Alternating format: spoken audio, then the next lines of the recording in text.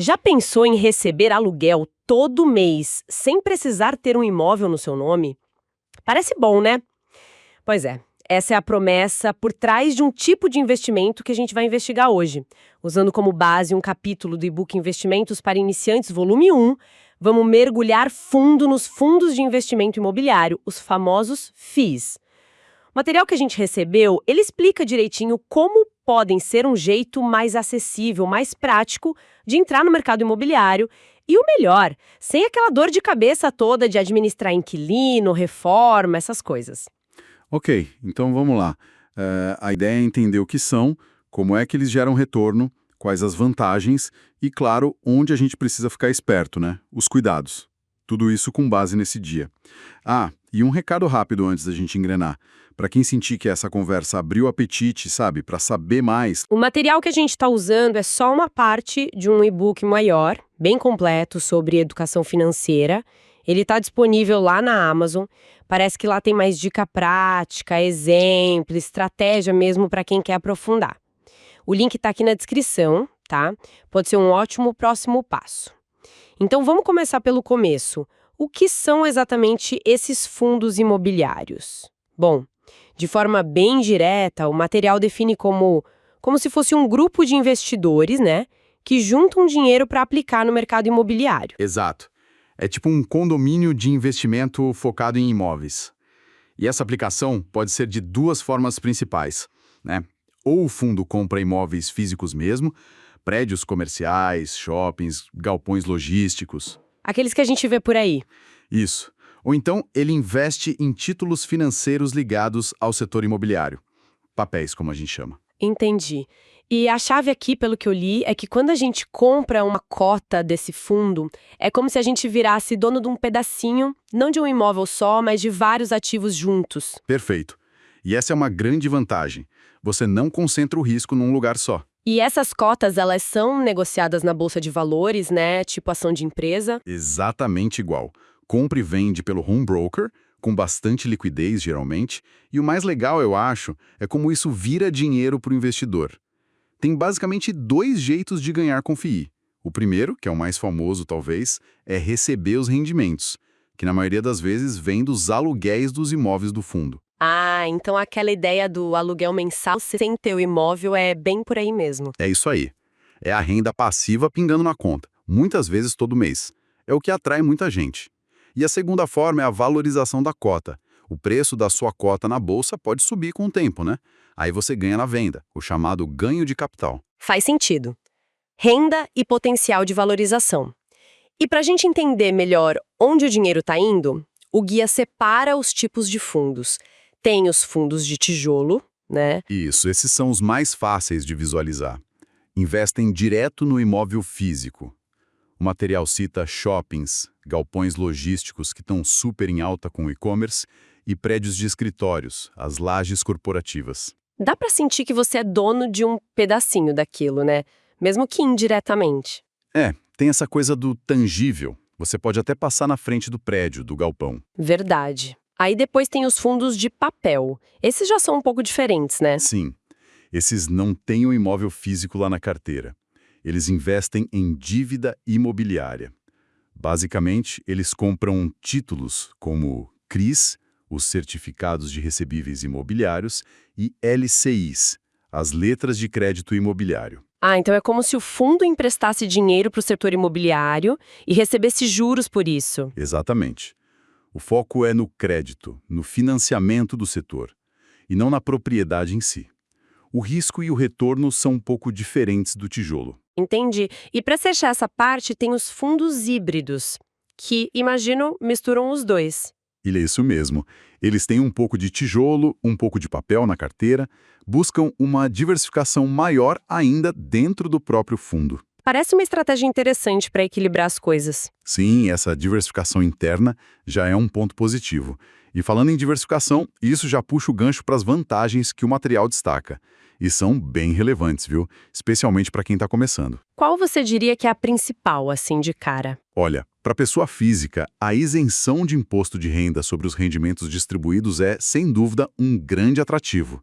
A maioria dos FIIs distribui rendimentos mensais, e esse dinheiro cai na conta do investidor isento de IR. Nossa, isso é muito bom. Faz uma bela diferença no retorno final, né? Muita diferença. É um benefício fiscal importante. Depois, tem a acessibilidade.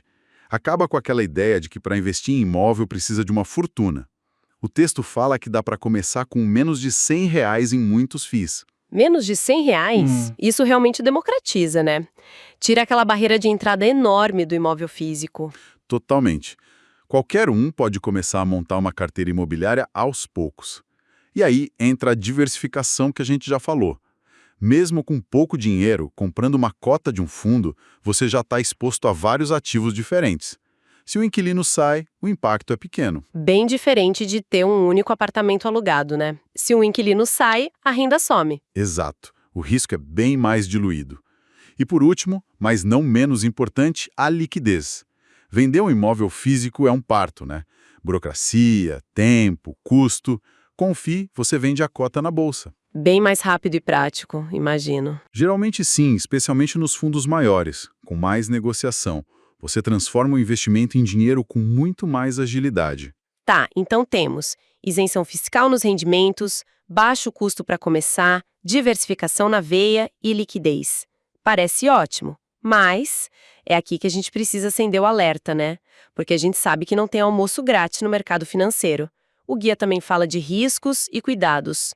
Quais são os pontos de atenção? Com certeza, prudência é a palavra-chave. O primeiro alerta é bem claro. Rendimento de FII não é garantido. Ponto. Ele pode variar, e varia. Depende das condições do mercado imobiliário como um todo. Se os aluguéis estão subindo, caindo... E a tal da vacância, né? Os imóveis vazios. Exatamente. Vacância alta significa menos aluguel entrando, menos dinheiro para distribuir. Isso impacta direto o rendimento. E claro, a economia do país influencia muito. Juros altos, recessão, tudo isso afeta o desempenho dos FIIs.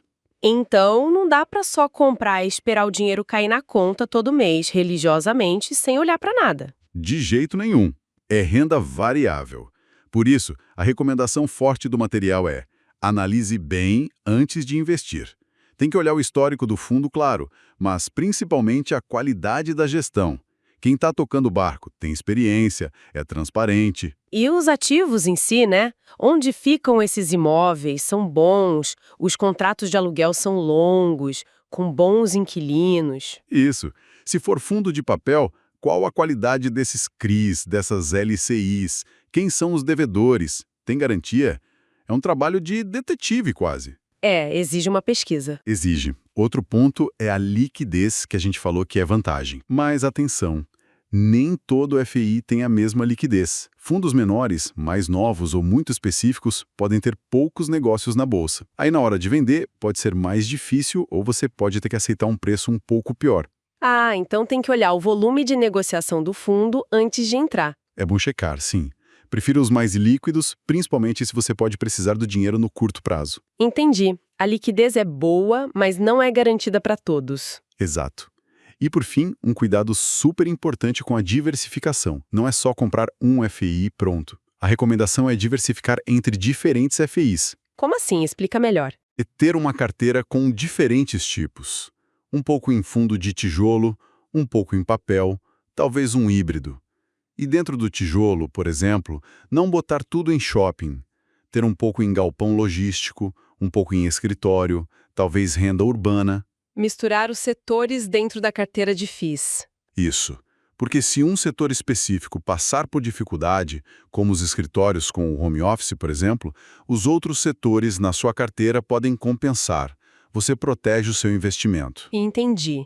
Diversificar dentro do fundo e entre os fundos. É uma dupla camada de proteção. Perfeito. É pensar em construir um portfólio de FIIs, não só ter um ativo isolado. Bom, então, juntando tudo isso, o que a gente pode concluir dessa nossa análise? Os FIIs aparecem como uma alternativa bem interessante, né? Poderosa até. Para quem quer ter um pé no mercado imobiliário, buscar aquela renda passiva, mas sem ter que comprar um imóvel de fato, com toda a burocracia e custo que isso envolve.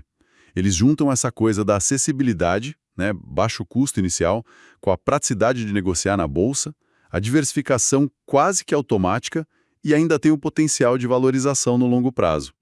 Mas ficou muito claro, não é para entrar de olhos fechados. Exige estudo, análise, acompanhar o mercado. Exatamente. É crucial entender que existem riscos. O desempenho está ligado ao mercado imobiliário, à economia, não é renda fixa. Uma crise pode aumentar a vacância, derrubar o preço das cotas. Mudanças de comportamento, como você mencionou, o home office, podem impactar setores específicos. Por isso, analisar a gestão do fundo e a qualidade dos imóveis ou dos títulos de crédito é fundamental. É o dever de casa do investidor. E para quem ficou com vontade de se aprofundar mais, ver exemplos práticos, entender melhor as estratégias, vale lembrar de novo, o material que a gente usou aqui é só um capítulo de um e-book bem mais completo sobre investimentos para iniciantes. Tá lá na Amazon, facinho de achar. O link está na descrição do episódio. Pode ser um ótimo guia para quem quer realmente transformar a relação com o dinheiro e os investimentos. Vale a pena conferir. E para a gente fechar, queria deixar uma pergunta no ar, uma provocação para quem nos ouve pensar depois. A gente viu que FIIs investem em setores como shoppings, escritórios, galpões. Certo. Certo? Então, como será que analisar as tendências futuras desses setores específicos? Por exemplo, qual vai ser o real impacto do trabalho remoto nos escritórios daqui a 5, 10 anos? Ou o e-commerce vai continuar crescendo e valorizando ainda mais os galpões bem localizados? Como essa visão de futuro, essa análise de tendência, pode ajudar a escolher melhor os FIIs para uma estratégia de longo prazo? Fica aí a reflexão. Como usar o cenário futuro para refinar as escolhas de hoje? É algo para se pensar, né?